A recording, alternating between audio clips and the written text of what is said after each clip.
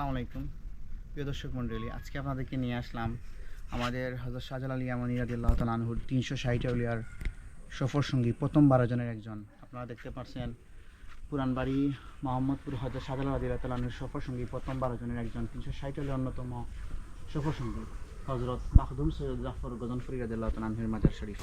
আপনাদেরকে আমি মাজারের পুরো ভিতরের দৃশ্য দেখাবো এবং আমার সঙ্গে চলুন আপনারা।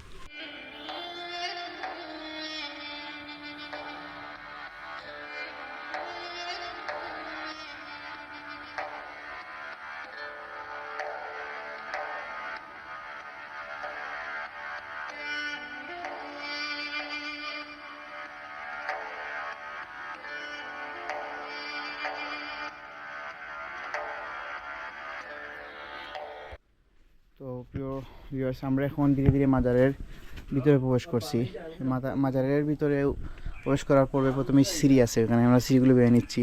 আর এই মাজারটি পড়ছে আপনাদের লালাবাজার থেকে প্রায় 3 থেকে 4 কিলোমিটার দূরে মোহাম্মদপুরে অবস্থিত।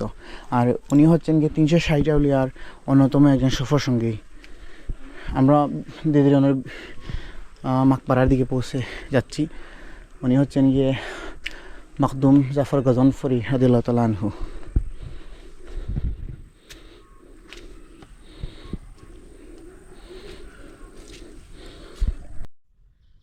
আপনারা দেখতে পাচ্ছেন হযরত শাহজালাল রাদিয়াল্লাহু তাআলা আনহুর অন্যতম সফর সঙ্গী প্রথম 12 জনের মধ্যে একজন মাখদুম জাফর গজনফরী রাদিয়াল্লাহু তাআলা আনহুর মাজার শরীফ। আসলে আমাদের সিলেটে সবচেয়ে বেশি এই মাজারগুলো অবস্থিত, কারণ হচ্ছে গিয়ে হযরত শাহজালাল রাদিয়াল্লাহু তাআলা আনহু যে সময় আমাদের সিলেটে পদার্পণ করেন, ওনার সঙ্গে 360 জন সফর সঙ্গী ছিলেন এবং সিলেটের প্রত্যেকটি জায়গায় আনাচে কানাচে ছড়িয়ে আছে এই মাজারগুলো।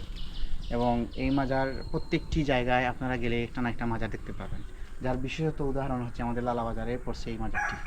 মাজারের দৃশ্যটি তুমি একটু দেখে নাও।